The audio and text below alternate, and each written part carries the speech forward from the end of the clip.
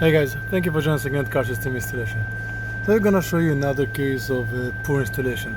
So in this case, a customer purchased the vehicle from the dealer, and the dealer installed the remote starter and a backup camera.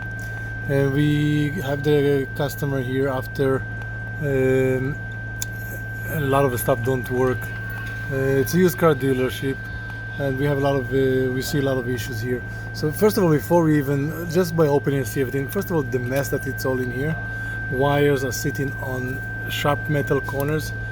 Here there's actually a zip tie that pinches the main positive wire to the vehicle metal, which is body ground, and this part is actually very sharp metal. So it's with time, with movement of the vehicle or something, this can definitely make a connection between the two, between the positive and the ground. And what you're gonna end up having is a short, or worst case scenario, you can even have a fire causing in here. So again, job done very, very badly. Also, very clearly, the system that has been used in this vehicle, not correct system for the car. It's a Lexus RX 350. It's a push button vehicle.